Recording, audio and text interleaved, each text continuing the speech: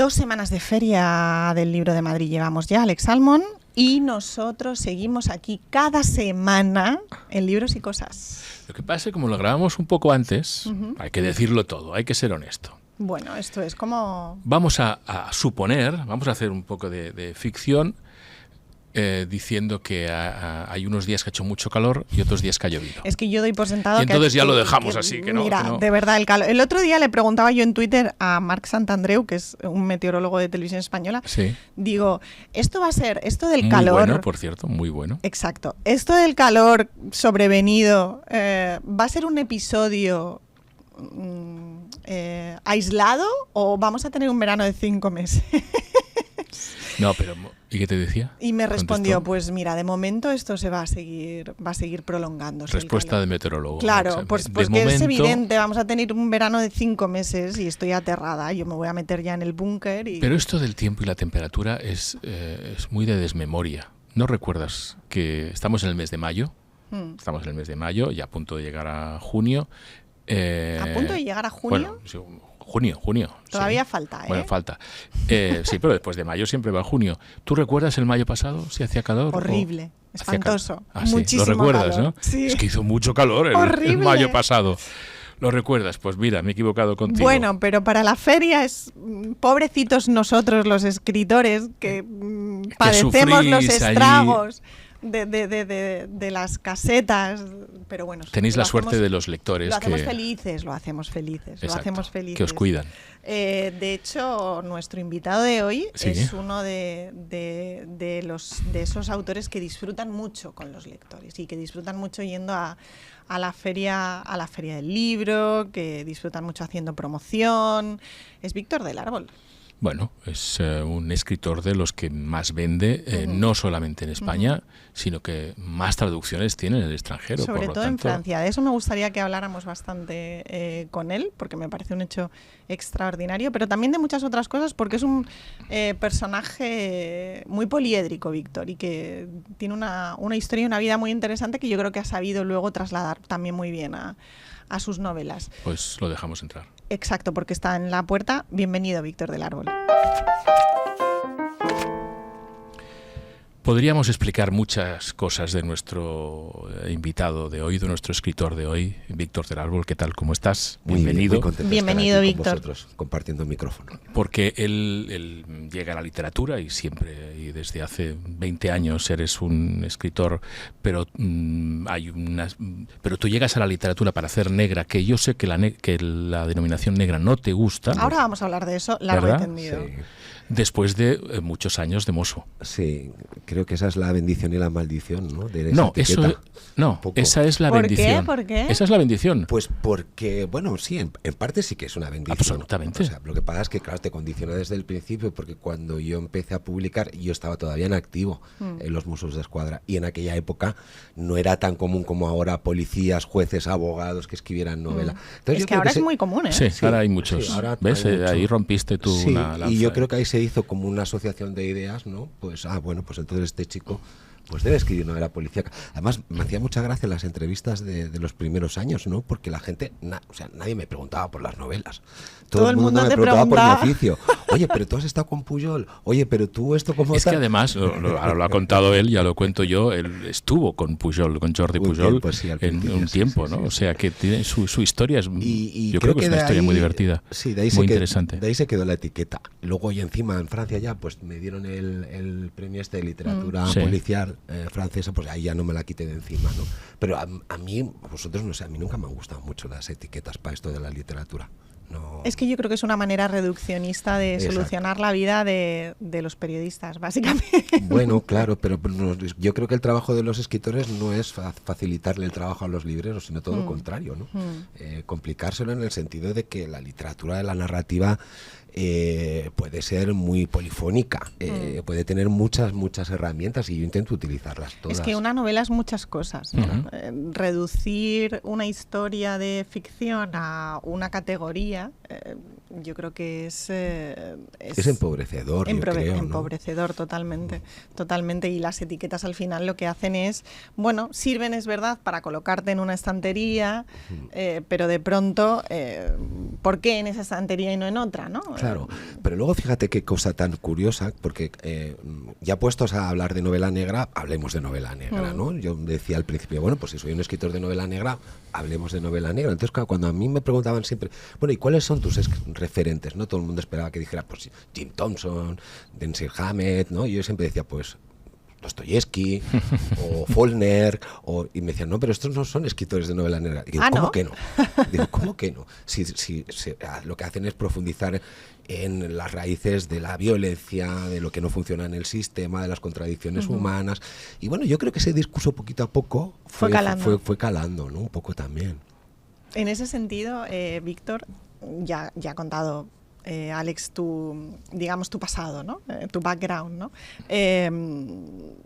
El cambio, ¿tú cómo lo viviste? Es decir, el convertirte en escritor a tiempo completo, que ya lo eres desde hace bastantes años, sí. Ese cambio de vida. Pues fue un poco de inconsciencia y un poco de traumatismo también, ¿eh? Las dos cosas, sí.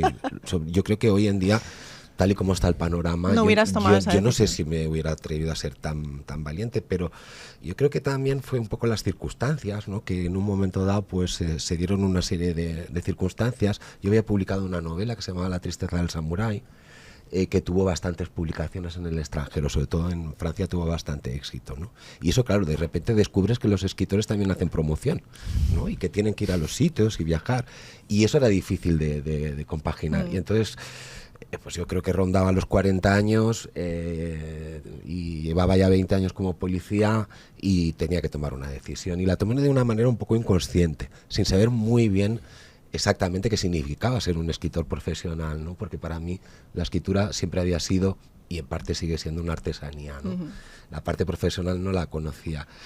Y traumática en el sentido de que, claro, de repente tú vienes de un mundo muy ordenado, donde tú tienes una nómina, donde tú tienes unos horarios, más o menos, tú tienes una jerarquía, y de repente pues tienes primero todo el tiempo del mundo y luego entras en esta vorágine del mundo editorial, los agentes literarios, los periodistas, los compañeros, y dices, pero ¿esto qué es, no? O sea, aquí esto es un sin Dios. O sea, entonces me costó un poco al principio adaptarme también a las dinámicas, ¿no? Gestionar el tiempo. Gestionar el porque tiempo. Acaba de decir, tenías todo el tiempo del mundo. Eso ha sonado como una frase bendito. Hombre, claro, de repente eres el dueño de tu tiempo. Eso que todo el mundo sueña, de repente lo tienes. Millonario. Que puede ser una bendición o una maldición. Claro, entonces, a ver cómo gestionas eso después de 20 años acostumbrado pues a unas rutinas, a unas dinámicas. Entonces yo creo que los 3 primeros años fueron bastante caóticos para mí, hasta que me asenté un poco, entendí también en qué ecosistema aterrizaba, porque hay que decir también que cuando empiezas en esto, da igual la experiencia que tengas en la vida, cuando entras en el mundo editorial, en el mundo de nuestro mundo, tú vienes con una serie de ideas preconcebidas, muy románticas, al menos en mi caso. Es un mundo muy idealizado. Claro, y entonces tienes que aterrizar en la realidad de los números, de los contratos, de todas esas cosas que a mí pues me Manuel Vázquez Montalbán se levantaba a las 5 de la mañana, comenzaba a escribir y a las 12 ya lo tenía todo escrito. Ya. ¿Esta es una metodología que tú puedes hacer o no? Bueno, yo curiosamente... ¿Eres más de mañana o...? Yo me suelo levantar a las 5 de la mañana. ¿Ves? Pues igual que él. También. Lo que pasa es que, bueno, yo hago otras cosas. Pues me dedico a meditar, luego voy al gimnasio, luego... ¿Te dedicas a meditar? Sí, me gusta meditar. Sabía que meditar. meditabas. Sí, desde hace ya muchos años. ¡Qué maravilla! Es que yo soy una persona muy nerviosa, aunque no lo parezca. O si lo parezco. Sí que lo pareces. Te iba a decir, no lo pareces. Soy muy intenso, me lo tomo todo muy a pecho y la meditación la descubrí hace ya muchos años y me ayuda un poquito a serenarme y a empezar bien el día. Pero yo me suelo poner a escribir a las 8 o 9 de la mañana cuando vengo del gimnasio y sí, aparte hasta las 3, 4 de la tarde. Y luego por la tarde me dedico a leer, eso cuando estoy en casa, que pasa poco. Claro, es que en casa pasas poco tiempo. Que últimamente paso poco tiempo en casa, sí.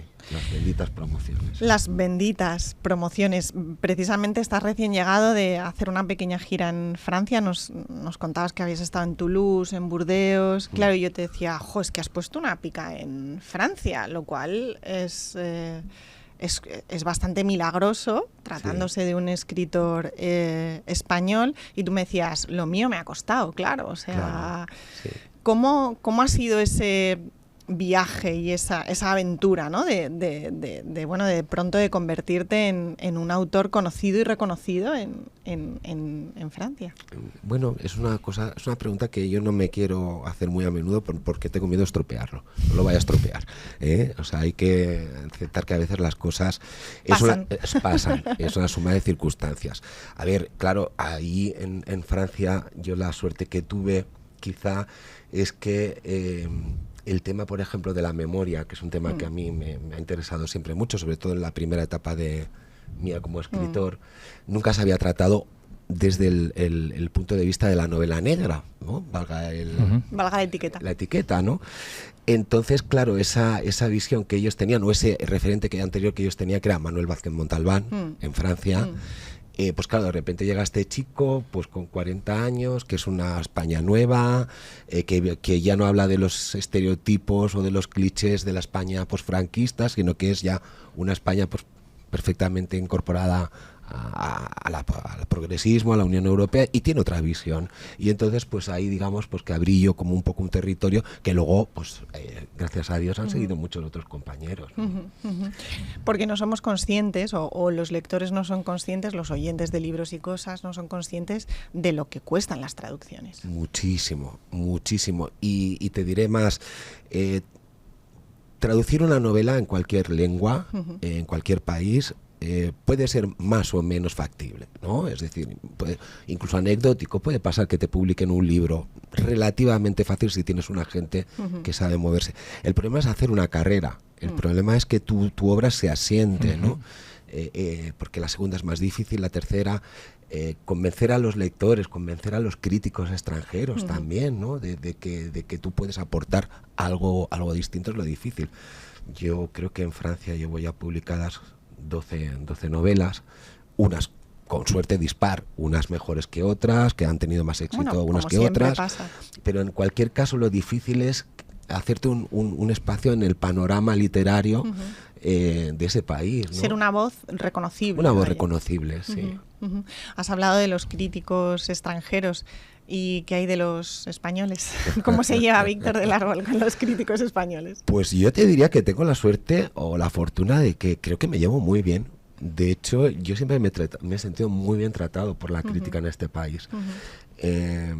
Quizá un poco en el sentido de no saber muy bien dónde colocarme en la estantería, etiquetarte, ¿no? Esta idea también de que soy un escritor un poco outsider, no vengo de una escuela, no vengo de una familia literaria concreta, sino que bueno, pues habrá quien piense que salí por generación espontánea, ¿no?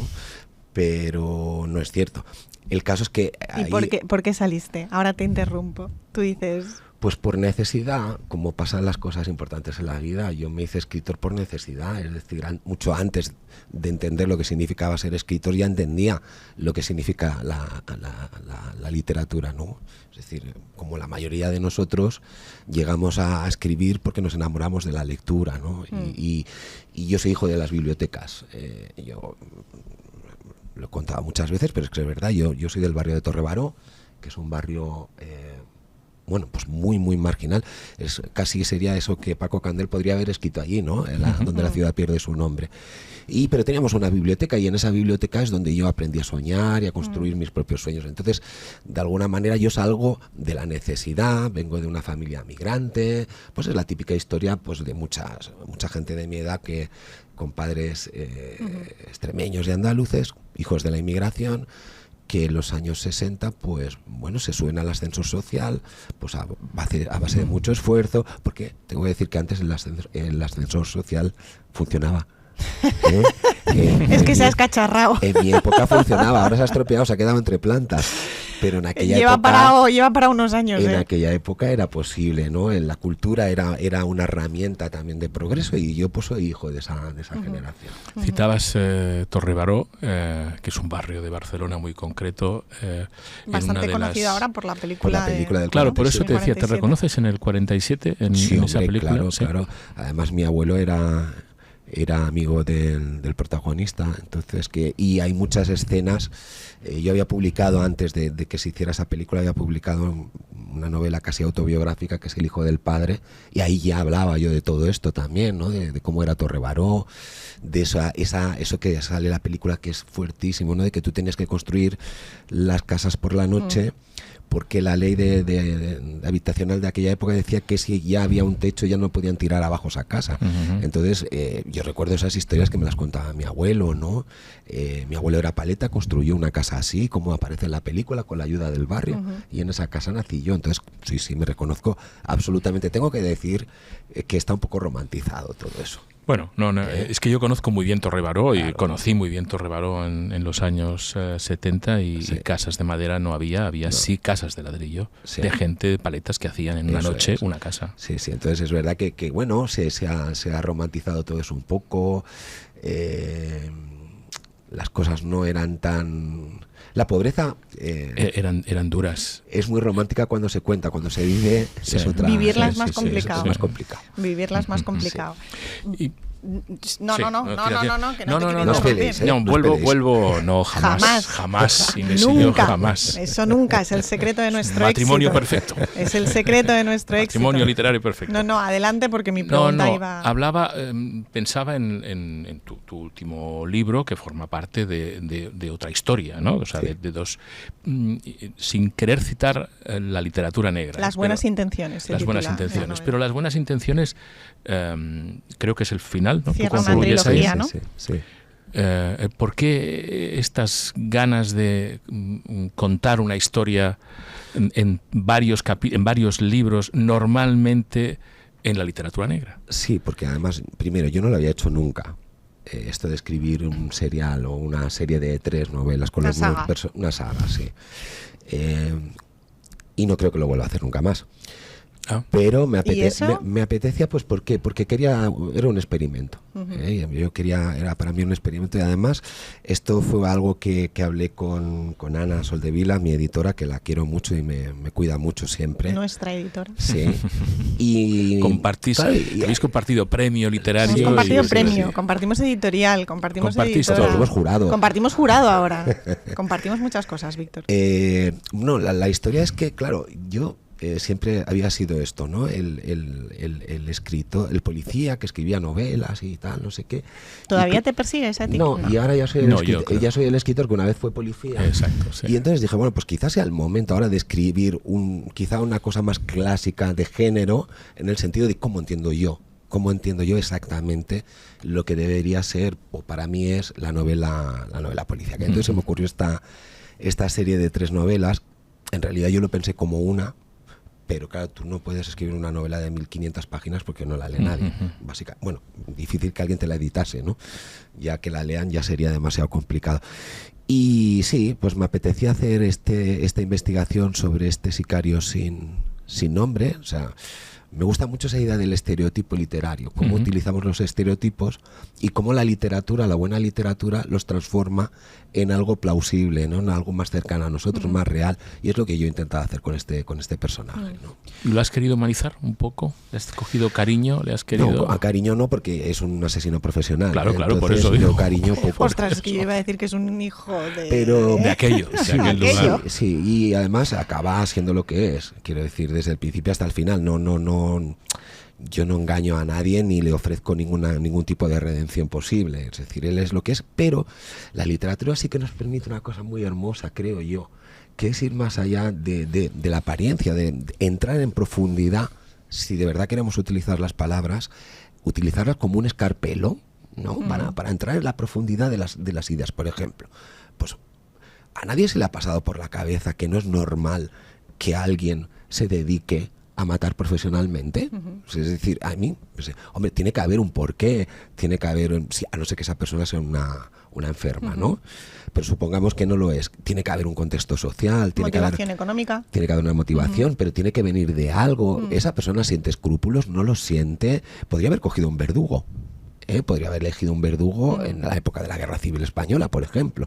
Pero me parecía más apropiado utilizar el género, pues con personaje arquetípico de la novela negra, como puede ser un asesino profesional, ¿no? Y humanizarlo en el sentido de decir, bueno, cuáles son sus motivaciones, cuáles son qué pasa cuando deja de matar, ¿no? O sea, cuando se va a su casa y se lava las manos, ¿sigue siendo un asesino o qué tipo de persona es? Bueno, pues esto.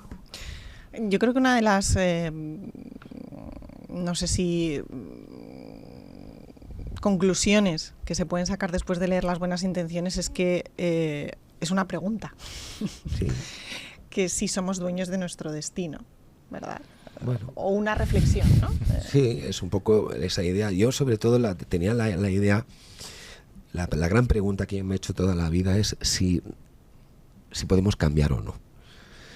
Es decir, aparentemente sí podemos cambiar, nuestras circunstancias en la vida pueden cambiar, pero en la esencia de lo que somos, ¿podemos cambiar? O al final, por muy buenas intenciones que tengamos, volvemos al punto de partida, ¿no? Esa era la gran pregunta que yo me hacía. ¿Y qué te has respondido? Y bueno, si uno lee el final de la novela, pues se da cuenta de que al final uno es lo que es.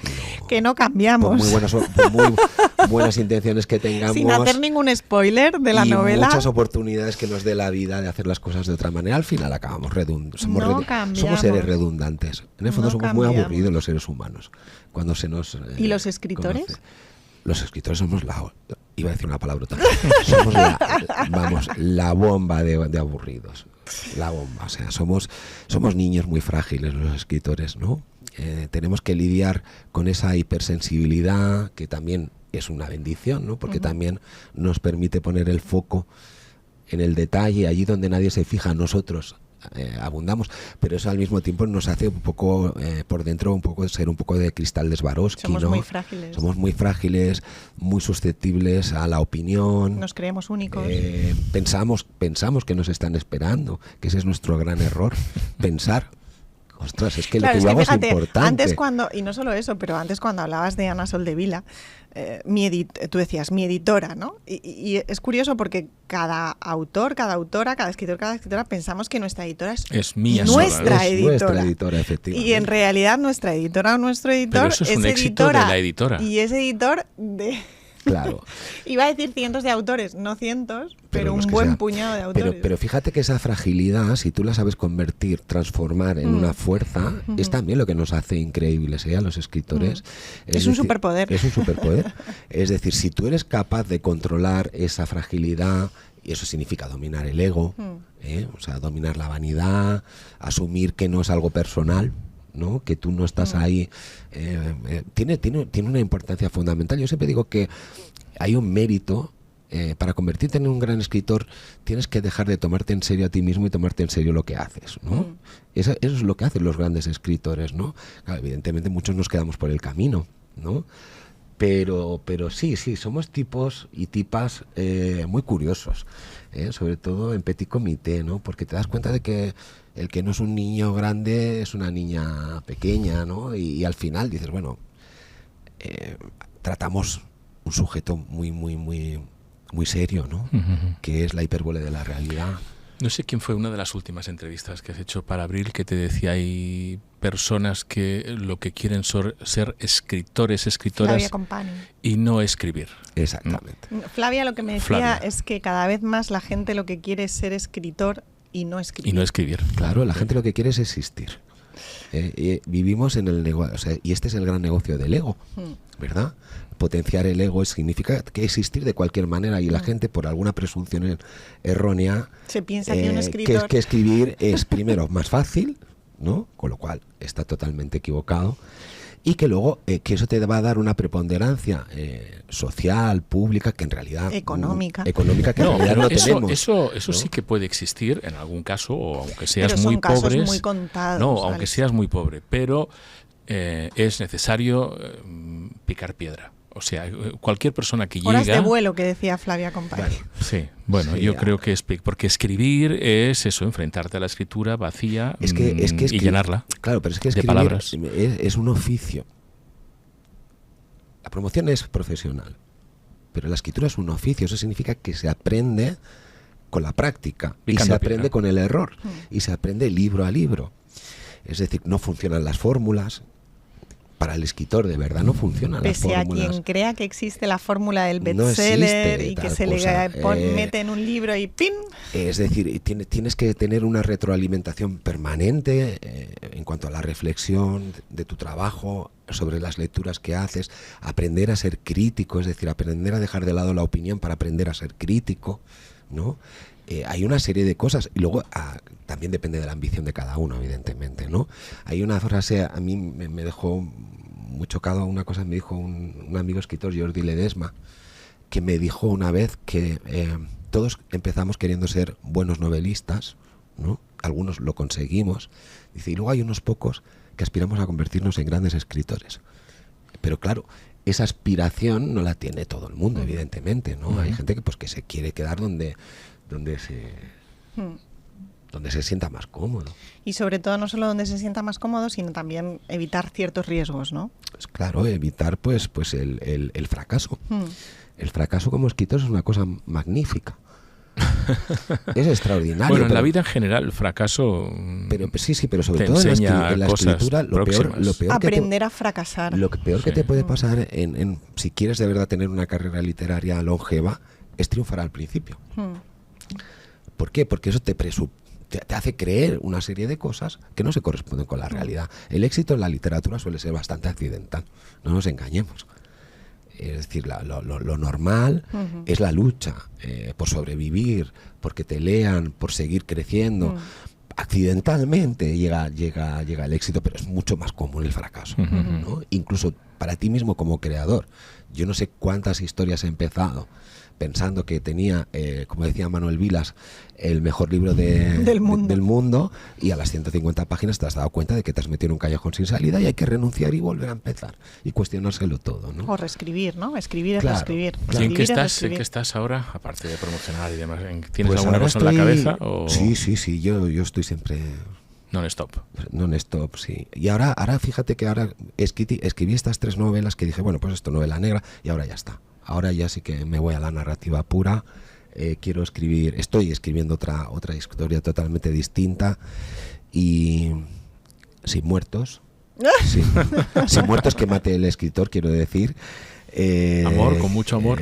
Pues es una historia sobre el amor, exactamente. Pues es lo que está ahora el amor con girando. Sí, pero fíjate que... Pero porque Víctor está enamorado. Sí, pero fíjate que es el amor que baila con el desamor, y se pisan los pies. Es decir, eso lo uno sin lo otro no funciona. No sería posible.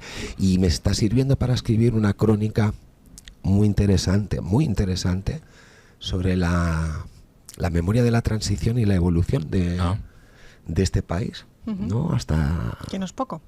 Hasta hoy. Muy entonces, interesante eso. Verlo a través de las relaciones, cómo eran las relaciones amorosas antes. A finales de los 70, por ejemplo. A finales de los 60 en realidad, con el tardofranquismo. Y cómo son ahora, cómo han evolucionado las maneras de relacionarnos, cuando todo era analógico, ahora que todo es digital, cuando la homosexualidad era una enfermedad, ahora que supuestamente queremos volver hay cierta gente que quiere volver a esa evolución. Tratar el tema del no encajar en el amor también era muy interesante. Oye, ¿no? esto es una notición. Víctor del Árbol con una novela que no se esperaba de él. Bueno, a ver, en el fondo yo creo que la voz siempre ha estado ahí. Lo que pasa es que la ventaja de trabajar lo narrativo es que no te tienes que preocupar tanto de la estructura. Tanto de la estructura de algo. Te puedes dejar llevar más. Sí, puedes dejarte ir como escritor. Eso es. ¿No? Con contención, porque siempre hay... Bueno, y si no, ya se ocuparán de contenerte. Nosotros solemos tener tendencia al exceso, ¿no? Y ese es uno de los grandes pecados de la literatura. Y ahí ¿no? está la editora. Que te va a frenar. Y la editora de Mesa, que también es maravillosa. También, sí. Bueno, Víctor, un placer tenerte en Libros y Cosas. Nada, yo para lo que queráis. Aquí tienes un montón de libros muy interesantes. Sí, en realidad son un poco a trecho, Es a trecho, pero alguno hemos leído. De nuestras alguno vidas. hemos leído. Sí. Ahora acabo de leer una novela que fíjate que se ha vuelto a poner de moda, hablando del éxito accidental, es las Gratitudes. De Delfín de Vigán. Maravilloso. Pero porque habla de un tema fundamental. Sí, habla de cómo la memoria y la palabra se relacionan. Habla de un tema fundamental ahora mismo. Y es verdad que es curioso porque es de hace unos cuántos años. Hace ya años, sí. Y a mí me da una alegría. Se ha recuperado, no sé por qué. Verla entre las listas de más vendidos. Digo, es una novela maravillosa. Hay esperanza, Víctor. Maravillosa, sí. Y eso significa que hay mucha gente que lee muy buena literatura. Pues bueno, por toda esa gente. Pues oye, ha sido un placer charlar este ratito con Bienvenido. Nosotros también. Esta es tu casa. Hasta Libros y cosas. Fantástico. Hasta ahora. Chao. Adiós. Todo un personaje, todo un escritor profundo, interesante, con historias para contar.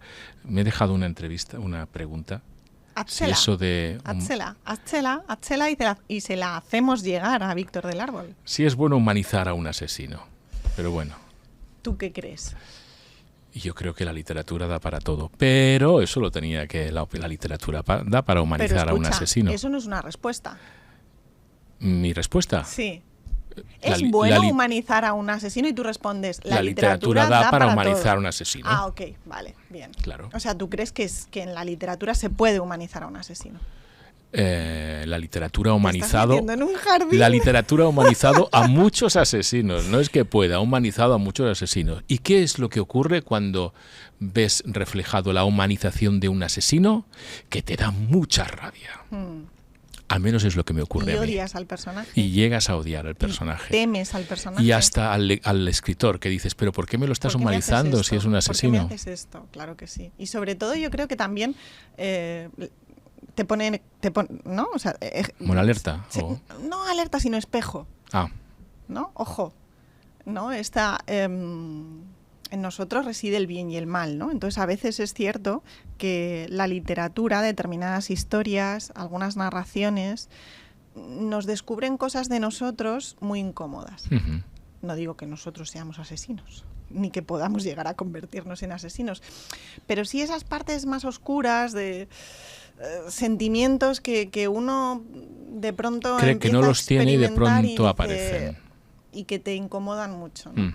Esto la literatura lo hace. Por ejemplo, la historia de un asesino que mate al hijo de uno de tus personajes preferidos. ¿Qué tendría que hacer ese padre delante del asesino? Pero bueno, eso ya forma parte de la literatura. Uy. Pero yo no voy de novela hoy, ¿eh? ¿Qué me vas a recomendar? Mira, te voy a recomendar un libro de poesía. ¡Qué maravilla! Sí, y es creo que la tercera o cuarta vez en los últimos capítulos que te recomiendo poesía. Sí, es verdad. Y creo que voy a traerte... Estás muy poético. Voy a traerte más poesía. Es un libro publicado en La Bella Varsovia, que es una colección... es un sello de anagrama. De poesía que... Sello que fundó Elena Medel. Sí, y que algunos critican, ¿eh? Los poetas muy cerrados y muy eruditos, fíjate que puede ser contradictorio, dicen que aquí se publica demasiado poesía no interesante. Pero, oye, mira, la Bella Varsovia a mí me gusta. Y este pequeño poemario de Cristina Sánchez Andrade también. ¿Y por qué? Porque a mí me gusta la poesía que detalla. La poesía que hace como un zoom ante algo muy concreto y te lo desgrana. Y si aquello que se acerca es raro, mucho mejor. Más. Y en este caso, el libro de Cristina Sánchez Andrade se titula Vida insecta y va de insectos. Vida insecta. Sí, y va de... Me encanta el título. Sí, Vida insecta. Y te leo rápidamente uno de los poemas Yo lo que más está me gusta dedicado de a la cuando polilla. Alex Salmond me recomienda un libro de poesía es que sé que me va a leer unos versos. Bueno, pero es cortito, ¿eh? Perder es el camino para ganar, ganar el camino para perder. Oír el aleteo agitado al otro lado, enloquecido aleteo, y aplastada contra el cristal el terciopelo color sangre de su rostro aniñado.